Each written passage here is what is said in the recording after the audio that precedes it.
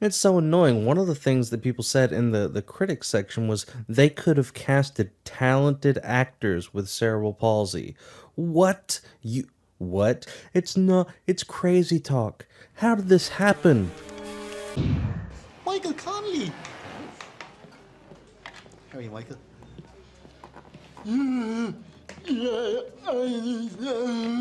Uh, yeah, I can understand you.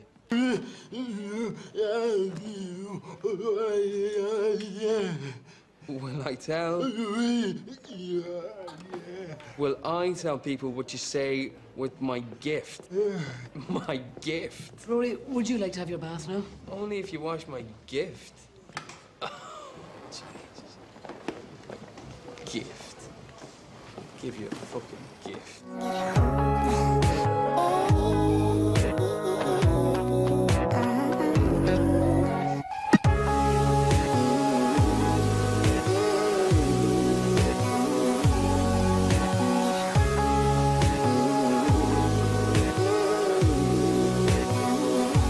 Rory Shea Was Here, also known as Inside I'm Dancing, is an Irish film directed by Damien O'Donnell, starring a pre-Professor X, James McAvoy, and Stephen Robertson about two disabled men in their early 20s coping with chronic dependency while living in an assisted living home.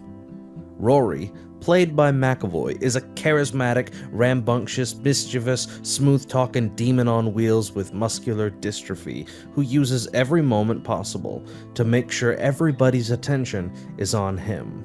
This reason becomes evident in a wonderfully serendipitous reveal in the third act. His friend, Michael Connolly, he actually doesn't have an accent because he can't speak, played by Robertson, is a 24-year-old man with cerebral palsy who has resigned himself to assisted living. He has such a debilitating speech impediment that his communication is limited to nurses spelling out his sentences on an alphabetical chart. He has accepted the reality nobody will understand him, no family will claim him, and there is nothing for him on the outside of his assisted living home. So once introductions are out of the way, Michael has a temper tantrum when Rory annoys him. A nurse opts to get his alphabetical chart, and Rory reveals he can understand Michael's grievance. He repeats what he says and leaves. Rory being able to understand Michael in this movie seems very convenient, especially considered how broken Michael's speech is. You can play this off three ways. You can, 1, try to no avail, to not focus on it, and have the immersion ruined for you. 2, you can ignore it and enjoy movies because you watch movies to be entertained. Or 3, you can view it, as I do, as a metaphor for the inability to express yourself in ways others can understand. I recommend this. Rory shows his hand early in the film and reveals his ultimate goal is to apply and qualify for independent living.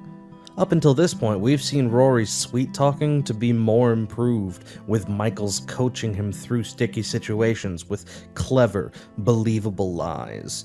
He tries to intimidate the council into giving him independent living with the same cry discrimination tactic Michael coached him through at the bar. There is good acting in this movie, and this is the exception to it. Discrimination against persons with disabilities. Yeah, well, it means you have to do what I say. It's a €2,000 fine, isn't it? Isn't it? It's a €15,000 fine. Michael decides to root his purpose in helping Rory fulfill his dream, and they start working together as a team. Antics ensue, hilarity ensues. The story provides this perfect breeding ground for character arcs, and the filmmakers seem to purposefully avoid these character arcs while successfully having them transform. The film, unfortunately, has a bit of a cliché checklist. For example, they get mad at each other when transitioning the second act into the third, because that's how people act in stories. Nonetheless, this film does a super meta thing by winning the moral victory, which is what this movie in a lot of ways, is about. The importance of winning the moral victory is a huge driving point. It really sheds light on what it's like to be pitied for the unchangeable hand you were dealt.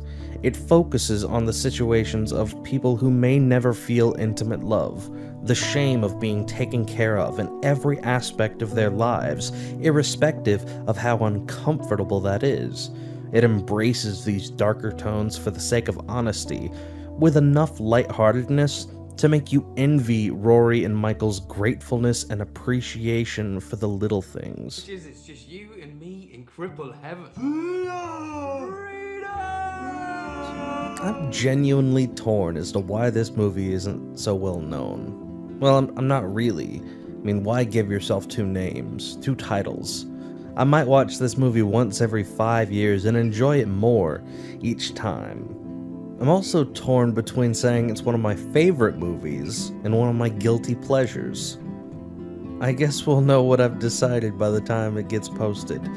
Whatever the case, this movie is nowhere near well known enough, and I'm giving this one an 8 out of 10. A right must exist independently of its exercise.